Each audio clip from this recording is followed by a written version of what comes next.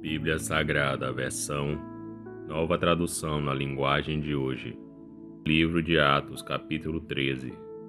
A primeira viagem missionária de Paulo. Barnabé e Saulo começam o seu trabalho. Na igreja de Antioquia havia os seguintes profetas e mestres: Barnabé, Simeão, chamado o Negro, Lúcio, de Cirene, Manaém, que havia sido criado junto com o governador Herodes, e Saulo. Certa vez, quando eles estavam adorando o Senhor e jejuando, o Espírito Santo disse: Separem para mim Barnabé e Saulo, a fim de fazerem o trabalho para o qual eu os tenho chamado. Então eles jejuaram e oraram, e puseram as mãos sobre Barnabé e Saulo, e os enviaram na sua missão. Em Chipre, Barnabé e Saulo, tendo sido enviados pelo Espírito Santo, foram até a cidade de Seleucia e dali embarcaram para a ilha de Chipre. Quando chegaram à cidade de Salamina, começaram a anunciar a palavra de Deus nas sinagogas. E eles tinham João Marcos para ajudá-los no trabalho missionário. Eles atravessaram toda a ilha, chegando até a cidade de Pafos. Ali encontraram um judeu que era mágico e falso profeta, chamado Bar-Jesus. Ele era amigo de Sérgio Paulo, governador da ilha, que era um homem muito inteligente. O governador mandou chamar Barnabé e Saulo, pois queria ouvir a palavra de Deus. Mas o mágico Elimas, este é o nome dele em grego, era contra os apóstolos. Ele não queria que o governador aceitasse a fé cristã. Então Saulo, também conhecido como Paulo, cheio do Espírito Santo, olhou firmemente para Elimas e disse: Filho do diabo, inimigo de tudo o que é bom, homem mau e mentiroso, por que é que você não para de torcer o verdadeiro ensinamento do Senhor? Agora escute, o Senhor vai castigá-lo.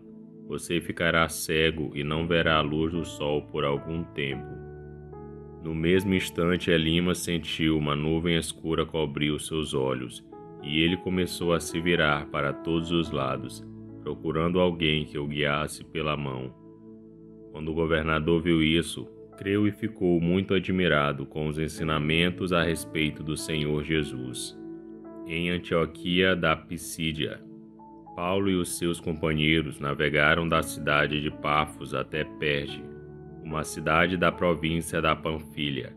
Porém, João Marcos os deixou e voltou para Jerusalém. Eles continuaram a viagem, indo de Perge até a cidade de Antioquia, no distrito da Pisídia. No sábado, entraram na sinagoga e sentaram-se. Depois da leitura da lei de Moisés e dos livros dos profetas, os chefes da sinagoga mandaram dizer a eles: Irmãos, se vocês têm alguma palavra para animar o povo, podem falar agora. Então Paulo se levantou, fez um sinal com a mão, pedindo silêncio, e começou a dizer: Homens de Israel e todos vocês não-judeus que temem a Deus, escutem. O Deus do povo de Israel escolheu os nossos antepassados quando moravam na terra do Egito e fez deles um grande povo. Ele os tirou de lá com grande poder e, no deserto, aguentou aquela gente durante 40 anos. Ele destruiu 7 povos na terra de Canaã, e o povo de Israel se tornou o dono das terras deles. Tudo isso levou uns 450 anos.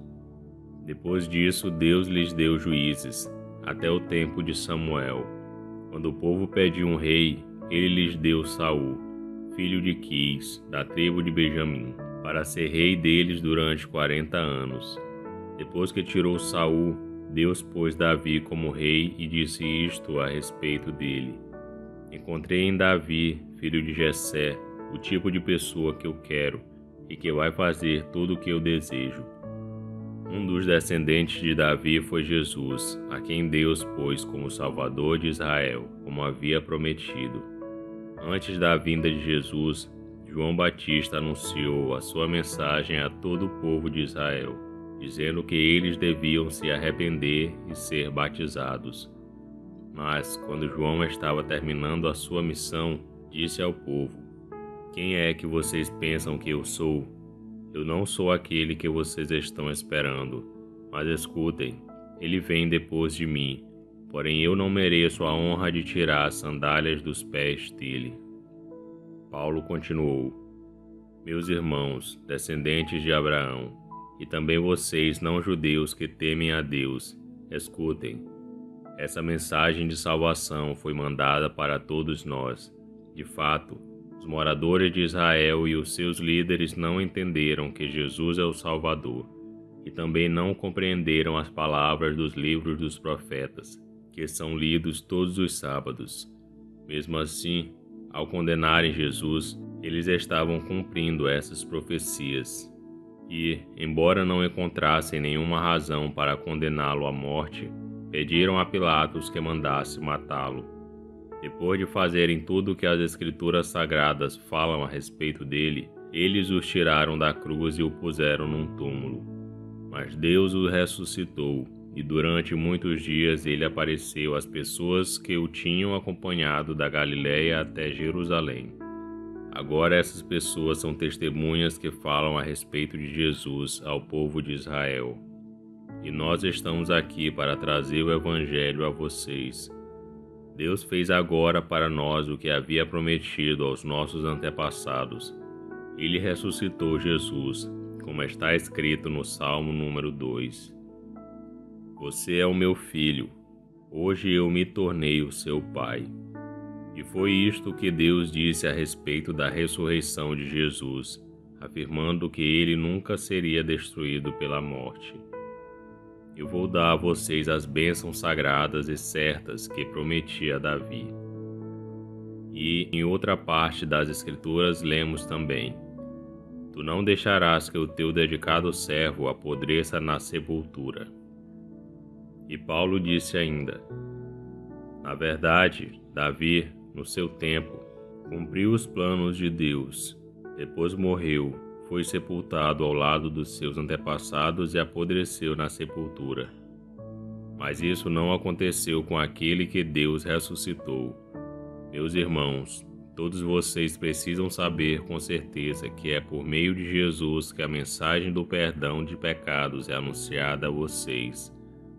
Precisam saber também que quem crê é libertado de todos os pecados dos quais a lei de Moisés não pode livrar. Portanto, tenham cuidado para que não aconteça o que os profetas disseram. Prestem atenção, vocês que zombam de Deus. Fiquem espantados e morram, pois o que eu vou fazer agora é uma coisa em que vocês não acreditariam, mesmo que alguém explicasse. Quando Paulo e Barnabé estavam saindo da reunião, as pessoas pediram com insistência que eles voltassem no sábado seguinte, a fim de falarem sobre o mesmo assunto. Depois da reunião, muitos judeus e outras pessoas convertidas ao judaísmo acompanharam Paulo e Barnabé, que falavam com eles e animavam todos para que continuassem firmes na graça de Deus. No sábado seguinte, quase todos os moradores da cidade foram ouvir a palavra do Senhor. Quando os judeus viram aquela multidão, ficaram com muita inveja. Então começaram a dizer o contrário do que Paulo dizia e o insultaram. Porém, Paulo e Barnabé falaram com mais coragem ainda. Eles disseram: Era necessário que a palavra de Deus fosse anunciada primeiro a vocês que são judeus. Mas, como vocês não querem aceitá-la e acham que não merecem receber a vida eterna, então agora nós vamos anunciar a palavra aos não-judeus. Pois esta é a ordem que o Senhor Deus deu a nós, o seu povo. Eu coloquei você como luz para os outros povos, a fim de que você leve a salvação ao mundo inteiro. Quando os não-judeus ouviram isso, ficaram muito alegres e começaram a dizer que a palavra do Senhor era boa, e creram todos os que tinham sido escolhidos para ter a vida eterna. A palavra do Senhor se espalhou por toda aquela região. Mas os judeus atiçaram as mulheres não judias da alta sociedade convertidas ao judaísmo e também os homens mais importantes da cidade. E começaram a perseguir Paulo e Barnabé e os expulsaram daquela região. Então os apóstolos sacudiram a poeira das suas sandálias em sinal de protesto contra eles e foram para a cidade de Icônio.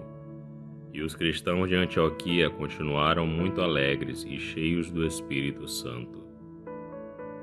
E esse foi o livro de Atos, capítulo 13. Curta o vídeo e inscreva-se no canal para você ouvir todos os dias um capítulo da Bíblia. Que Deus te abençoe.